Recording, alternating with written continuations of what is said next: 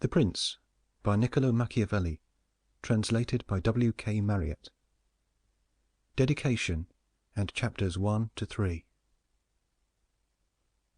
Dedication to the magnificent Lorenzo di Piero de' Medici.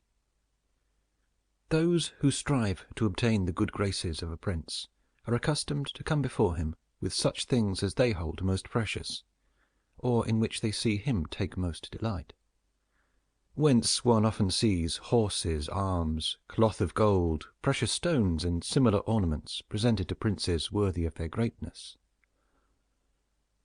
Desiring, therefore, to present myself to your magnificence with some testimony of my devotion towards you, I have not found among my possessions anything which I hold more dear than, or value so much, as the knowledge of the actions of great men, acquired by long experience in contemporary affairs, and a continual study of antiquity, which, having reflected upon it with great and prolonged diligence, I now send, digested into a little volume, to your magnificence.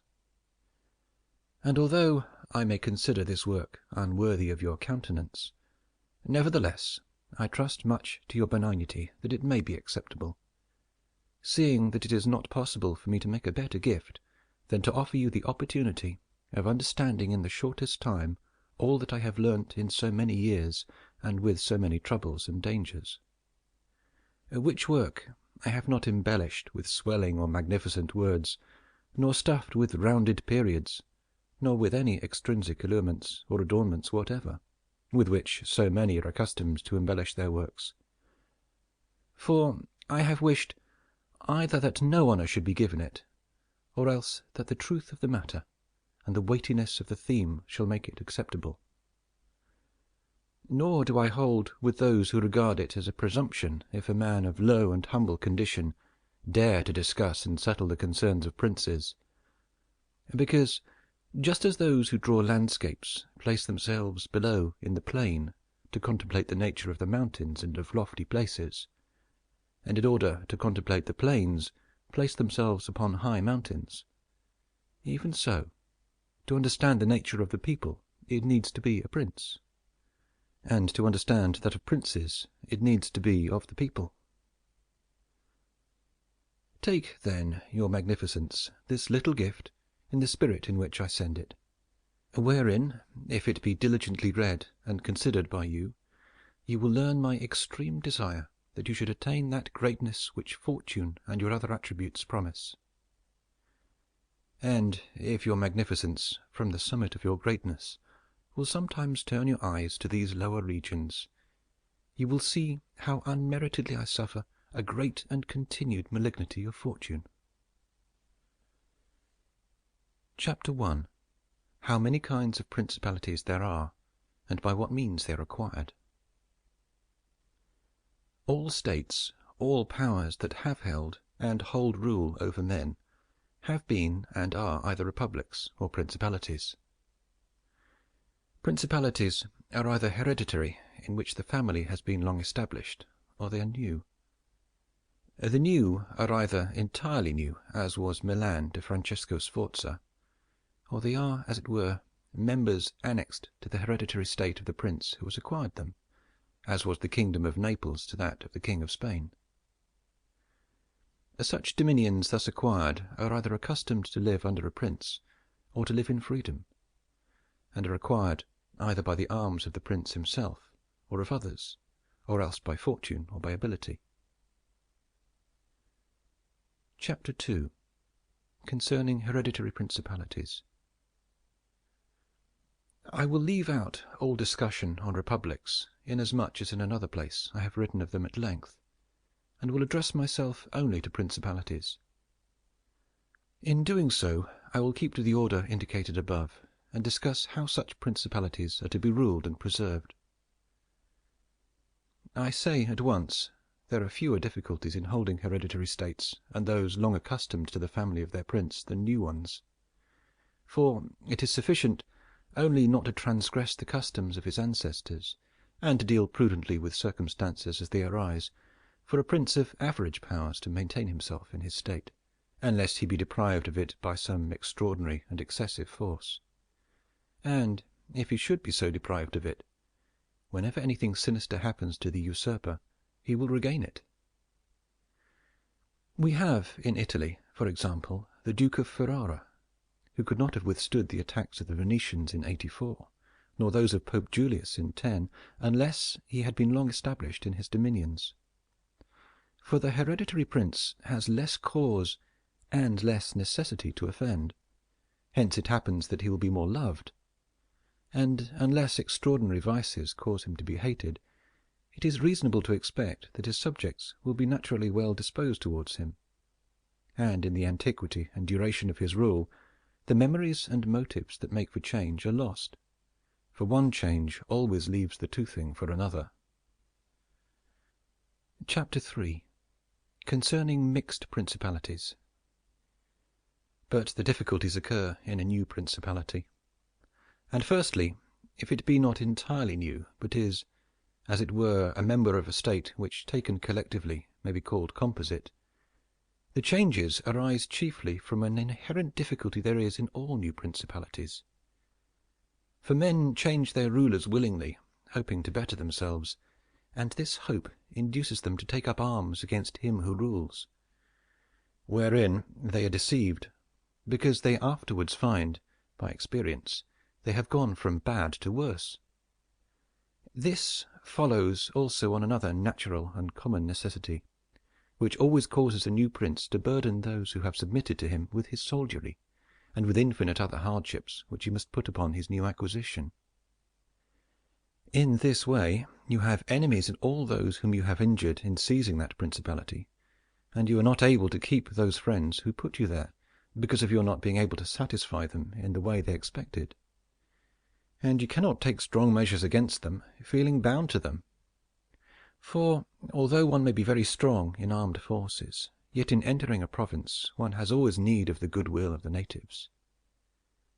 For these reasons Louis XII, King of France, quickly occupied Milan and as quickly lost it.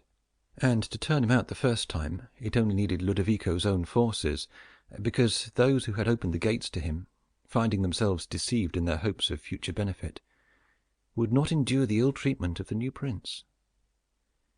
It is very true that after acquiring rebellious provinces a second time, they are not so lightly lost afterwards, because the prince, with little reluctance, takes the opportunity of the rebellion to punish the delinquents, to clear out the suspects, and to strengthen himself in the weakest places.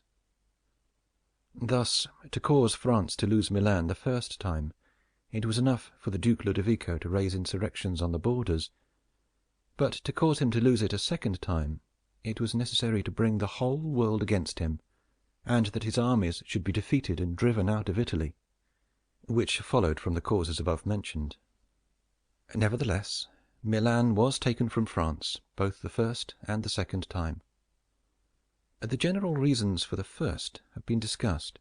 It remains to name those for the second, and to see what resources he had, and what anyone in his situation would have had, for maintaining himself more securely in his acquisition than did the King of France.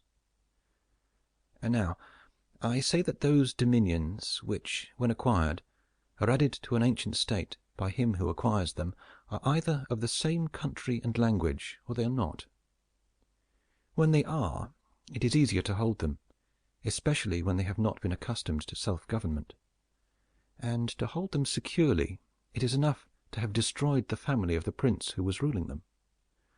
Because the two peoples, preserving in other things the old conditions, and not being unlike in customs, will live quietly together, as one has seen in Brittany, Burgundy, Gascony, and Normandy, which have been bound to France for so long a time.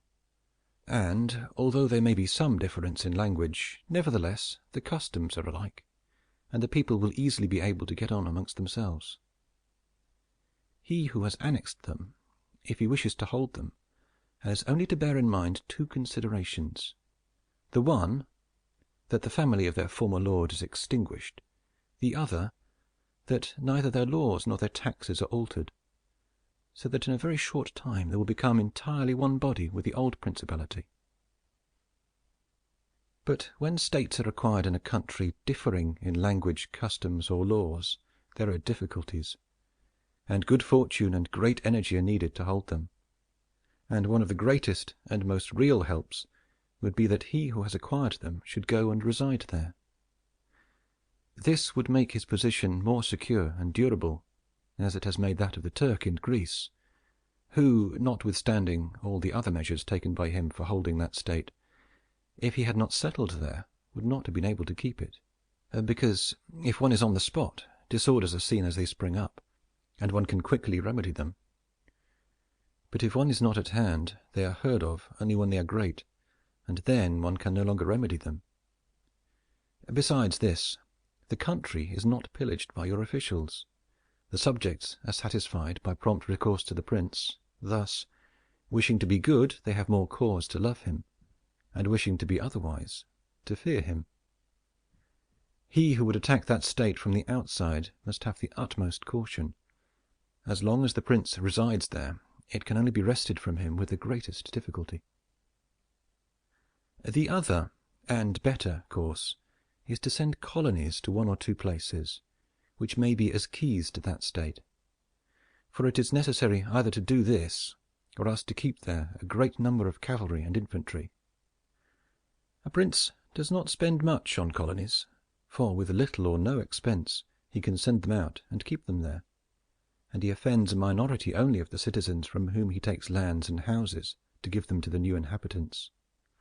And those whom he offends, remaining poor and scattered, are never able to injure him, whilst the rest, being uninjured, are easily kept quiet, and at the same time are anxious not to err, for fear it should happen to them as it has to those who have been despoiled.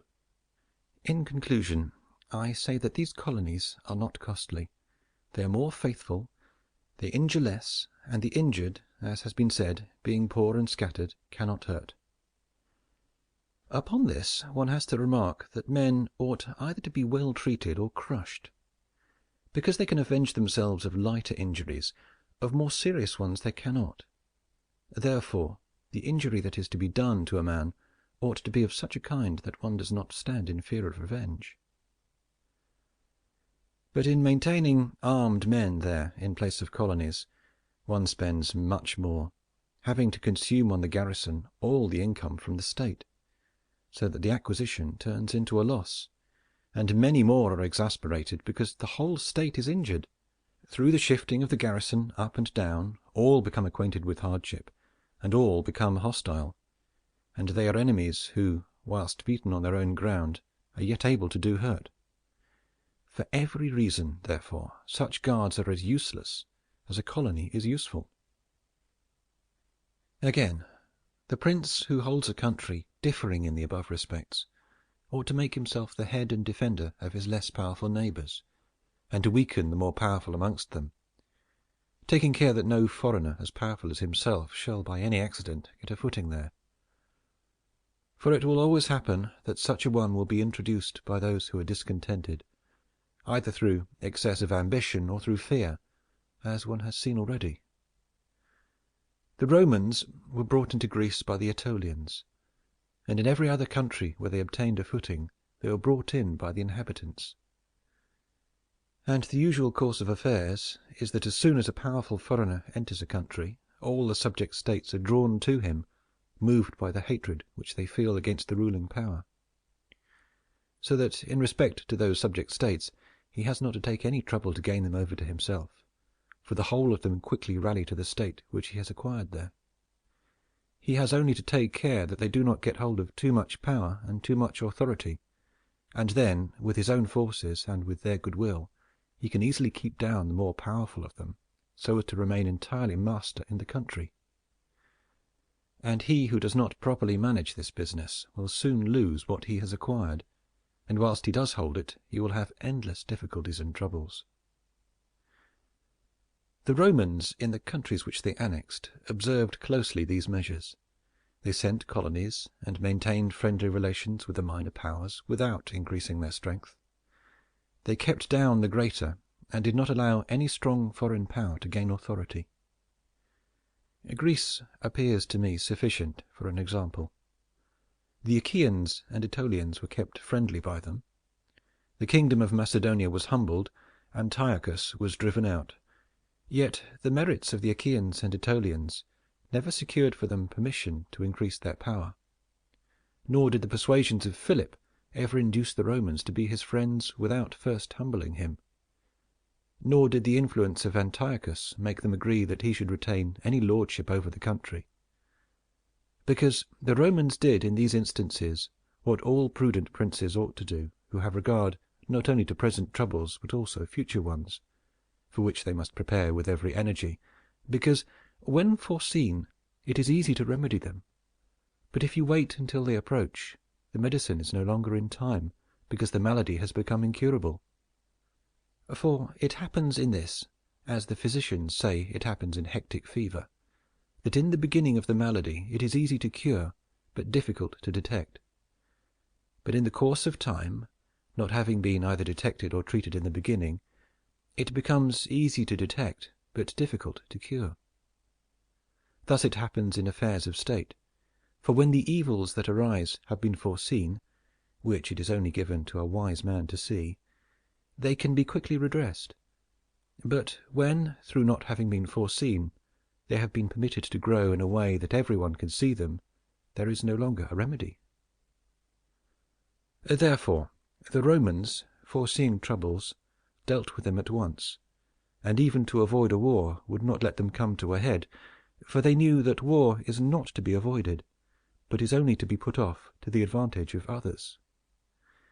Moreover, they wished to fight with Philip and Antiochus in Greece, so as not to have to do it in Italy. They could have avoided both, but this they did not wish, nor did that ever please them which is forever in the mouths of the wise ones of our time: let us enjoy the benefits of the time, but rather the benefits of their own valor and prudence. For time drives everything before it, and is able to bring with it good as well as evil, and evil as well as good. But let us turn to France, and inquire whether she has done any of the things mentioned. I will speak of Louis and not of Charles, as the one whose conduct is the better to be observed, he having held possession of Italy for the longest period. And you will see that he has done the opposite to those things which ought to be done to retain a state composed of diverse elements. King Louis was brought into Italy by the ambition of the Venetians, who desired to obtain half the state of Lombardy by his intervention. I will not blame the course taken by the king, because, wishing to get a foothold in Italy, and having no friends there, seeing rather that every door was shut to him owing to the conduct of Charles, he was forced to accept those friendships which he could get, and he would have succeeded very quickly in his design if in other matters he had not made some mistakes. The king, however, having acquired Lombardy, regained at once the authority which Charles had lost. Genoa yielded, the Florentines became his friends, the Marquis of Mantua, the Duke of Ferrara, the Bentivogli, my Lady of Forli, the Lords of Faenza, of Pesaro, of Rimini, of Camerino, of Piombino, the Lucchesi, the Pisans, the Sienese, everybody made advances to him to become his friend. Then could the Venetians realize the rashness of the course taken by them, which, in order that they might secure 2 towns in Lombardy, had made the king master of 2/3 of Italy. Let anyone now consider with what little difficulty the king could have maintained his position in Italy had he observed the rules above laid down, and kept all his friends secure and protected. For, although they were numerous, they were both weak and timid, some afraid of the church, some of the Venetians, and thus they would always have been forced to stand in with him, and by their means he could easily have made himself secure against those who remained powerful. But he was no sooner in Milan than he did the contrary by assisting Pope Alexander to occupy the Romagna. It never occurred to him that by this action he was weakening himself, depriving himself of friends and of those who had thrown themselves into his lap, whilst he aggrandized the church by adding much temporal power to the spiritual, thus giving it greater authority. And having committed this prime error, he was obliged to follow it up, so much so that, to put an end to the ambition of Alexander, and to prevent his becoming the master of Tuscany, he was himself forced to come into Italy. And as if it were not enough to have aggrandized the church and deprived himself of friends, He, wishing to have the kingdom of Naples, divides it with the King of Spain, and where he was the prime arbiter in Italy, he takes an associate, so that the ambitions of that country and the malcontents of his own should have somewhere to shelter. And whereas he could have left in the kingdom his own pensioner as king, he drove him out, to put one there who was able to drive him, Louis, out in turn. The wish to acquire is, in truth, very natural and common, and men always do so when they can, and for this they will be praised, not blamed. But when they cannot do so, and yet wish to do so by any means, then there is folly and blame. Therefore, if France could have attacked Naples with her own forces, she ought to have done so. If she could not, then she ought not to have divided it. And if the partition which she made with the Venetians in Lombardy was justified by the excuse that by it she got a foothold in Italy, this other partition merited blame, for it had not the excuse of that necessity. Therefore Louis made these 5 errors. He destroyed the minor powers. He increased the strength of one of the greater powers in Italy. He brought in a foreign power. He did not settle in the country. He did not send colonies. Which errors, had he lived, were not enough to injure him had he not made a 6th by taking away their dominions from the Venetians. Because, had he not aggrandized the Church nor brought Spain into Italy, it would have been very reasonable and necessary to humble them. But having first taken these steps, he ought never to have consented to their ruin, for they, being powerful, would always have kept off others from designs on Lombardy, to which the Venetians would never have consented except to become masters themselves there. Also, because the others would not wish to take Lombardy from France in order to give it to the Venetians, and to run counter to both they would not have had the courage. And if anyone should say King Louis yielded the Romagna to Alexander and the kingdom to Spain to avoid war, I answer, for the reasons given above, that a blunder ought never to be perpetrated to avoid war, because it is not to be avoided, but is only deferred to your disadvantage.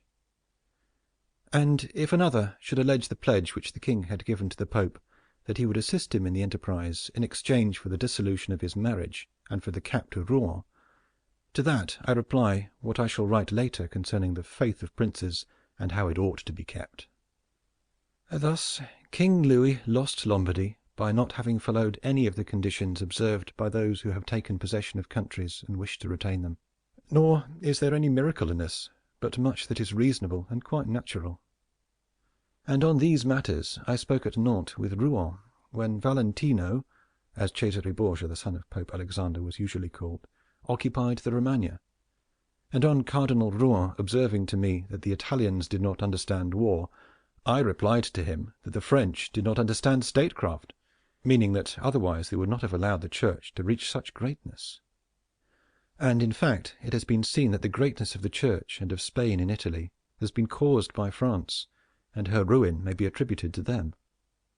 From this a general rule is drawn which never or rarely fails, that he who is the cause of another becoming powerful is ruined, because that predominancy has been brought about either by astuteness or else by force, and both are distrusted by him who has been raised to power.